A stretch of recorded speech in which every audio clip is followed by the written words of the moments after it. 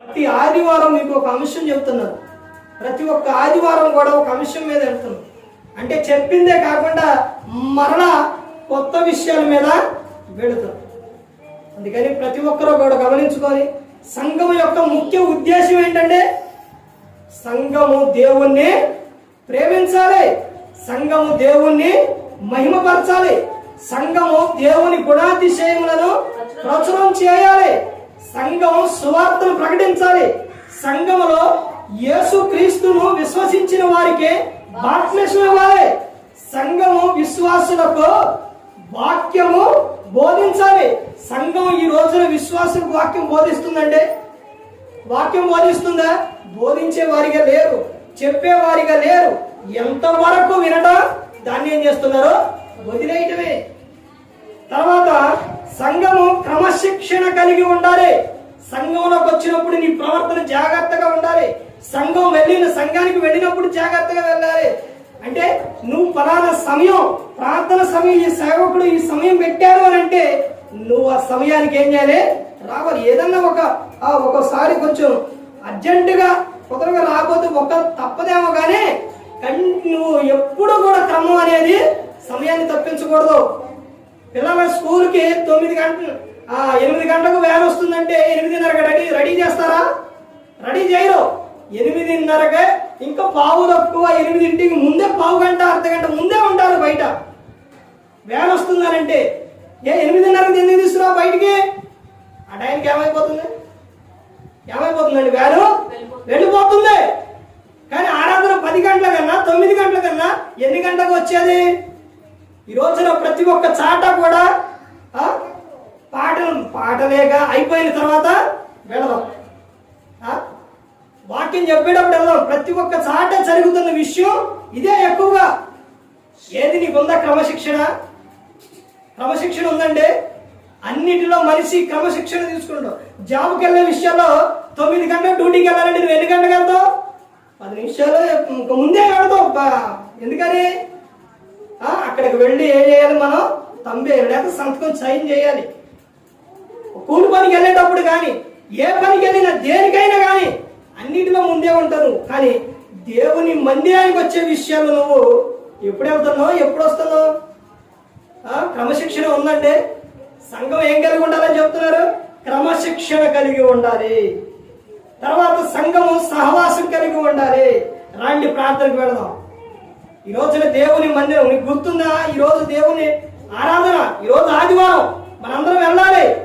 యేసుక్రీస్తు ప్రభువారు శిలువలో మరణించి సమాధి చేయబడి తిరిగి లేచిన తర్వాత మగ్దలేని మరియా ఇంకో కొంతమంది స్త్రీలు అక్కడ ఎప్పుడు వెళ్ళారండి? ఆయన దగ్గరకు మత్తయి గారు రాసిన సువార్త 28వ అధ్యాయం స్టార్టింగ్ లోనే ఉంటుంది. ఎప్పుడు వెళ్ళారు వాళ్ళు?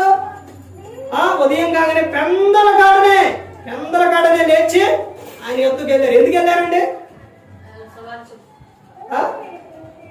ఆయన చూడటానికి వెళ్ళారు. చాట ఒక విశ్వాసి పక్కనే ఒక వ్యక్తి, కొంతమంది సేవకుడు, ఇంకొక వ్యక్తి పక్క ఆడ కూర్చున్నప్పుడు ఆ విశ్వాసి చెబుతుండండి, బైబుల్లో రిఫరెన్స్ చెబుతుండో, పాత నిబంధనలో ఉన్న చరిత్ర కూడా చెబుతుండో. ఆ వ్యక్తి ఇంకొక వ్యక్తి అడిగింది ఈ వ్యక్తిని, మీరు పాస్టర్ గారా అని అడిగింది. కాదు అని చెప్పింది. మేము పక్కనే కూర్చున్నాం. వ్యక్తి చూశారండి, బైబుల్ చదివే వారిగా, ధ్యానించే వారిగా, పరిశోధించే వారిగా ఉండాలి. ఒక రిఫరెన్స్ చెప్పామంటే ఎమ్మంటే మనం చెప్పేవారిగా ఉండాలి. ఒక అంశం చెప్పారంటే ఓహో ఈ అంశం మీద ఇది మాట్లాడతారా అని ఉండాలి. అదే బెరియా సంఘం ప్రతిదినం లేఖనాలు అలా ఉన్నాయో లేవో పరిశోధిస్తూ వచ్చారు. ఈ సంఘం గురించి మారేమండి, సంఘం గురించి బయట చెప్తుంటారు. ఏమని చెప్తుంటారో తెలుసండి? ఏమని చెప్తారు అనుకున్నారు? నేను అలా చెప్పంగానే, ఒక మాట చెప్పంగానే, పేరు చెప్పంగానే, రెఫరెన్స్ చెప్పంగానే అక్కడంటే చెప్పేస్తారు. వారు వాక్యంలో ఆ విధంగా ఉన్నారు. అయితే ఇక్కడ చెప్తున్న విషయం ఏంటంటే దశలోనికలో ఉన్న సంఘం ఆ విధంగా దేవుని పట్ల ఉన్నా కానీ పౌలు గారు వాళ్ళకి చెప్తున్న విధానం ఏంటంటే క్రీస్తు రాకడ సమయంలో మీరు ఎత్తబడాలంటే మీ దేహములో, మీ శరీరంలో మీరు పరిశుద్ధంగా కాపాడుకోవాలి, నిందారహితులుగా ఉండాలని చెబుతున్నారు. ఇంత చక్కగా చదివేవారు, ఇంత చక్కగా పాటలు పాడేవారు, వాక్యాలు చదివేవారు, వింటున్నవారు మీరు ఇంటికి వెళ్ళిన తర్వాత లోక సంబంధంగా ఉంటే మీరు చేసిన ఇవన్నీ కూడా ఏమైపోతాయి?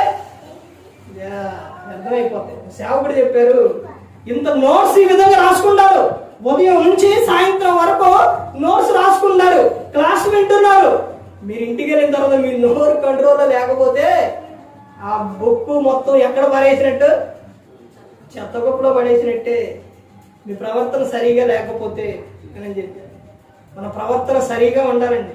ఇక్కడ ఎలాగైతే కలిగి ఉంటామో సంఘంలో సహవాసం కలిగి ఉన్నప్పుడు వందనాలు, పక్కన ఉన్న వాళ్ళకు వందనాలు, తర్వాత చక్కగా మాట కానీ ప్రవర్తన కానీ అన్ని ఎలాగైతే ఉన్నాయో, ఎలాగైతే సహవాసం కలిగి ఉన్నావో బయటికి వెళ్ళిన తర్వాత కూడా నీ ప్రవర్తన, నీ సహవాసం అలాగే ఉండాలి. సంఘము సహవాసం కలిగి ఉండాలి. సంఘం యొక్క ముఖ్య ఉద్దేశం ఏంటంటే ఇవ్వండి. సంఘం యొక్క ముఖ్య ఉద్దేశం ప్రతి ఒక్కరు గమనించుకోండి. ఏ ఒక్కరు కూడా నశించి నరకానికి వెళ్ళిపోకూడదు. యేసుక్రీస్తు ప్రభువు ఈ లోకానికి వచ్చి మనందరి కోసం సిలువలో తన ప్రాణాన్ని పెట్టాడు. ఆయనతో ఎప్పుడు నిత్యం కూడా సహవాసం కలిగి ఉన్నప్పుడు నువ్వు ఆనందంగా ఉంటావు, సంతోషంగా ఉంటావు. నీ ఏ బాధ అయినా, ఏ సమస్య అయినా, ఏదైనా దేవునికి చెప్పుకున్నప్పుడు యేసుక్రీస్తు ప్రభువు ద్వారా ప్రతి అవసరం కూడా తీరుస్తారు. ఆయన పట్ల ఎప్పుడు ఎల్లప్పుడూ నిత్యం నమ్మిక ఉంచండి, విశ్వాసం కలిగి ఉండండి. ఈ లోకంలో ఉన్నంత కాలం కూడా ఆయన యందు భయము భక్తి కలిగి ఉండాలి. మానవ కోటికి ఇదే విధి ఏంటండి? ఆయన యందు భయము భక్తి కలిగి ఉండాలి. నేను ప్రతి ఒక్కరు గమనించుకోండి. ప్రతి ఒక్కరు కూడా దేవుని యందు భయభక్తులు కలిగి పరిశుద్ధాత్మ మాట ఏంటూ హృదయశుద్ధిని కాపాడుకుంటూ క్రీస్తుని పోలి నడుచుకున్నప్పుడు ఈ లోకం విడిచిన పరలోకానికే చేరుకుంటారు. మరి ఈ విధంగా నిలబెట్టి మాట్లాడించిన తండ్రిని దేవునికి కృతజ్ఞతలు చెల్లిస్తూ ఇంతవరకు శ్రద్ధగా ఉన్న మీకు ప్రభు పేట నా హృదయపూర్వకంగా చెల్లిస్తూ ఈ మాటలు ముగిస్తున్న అందరికీ వందనాలు.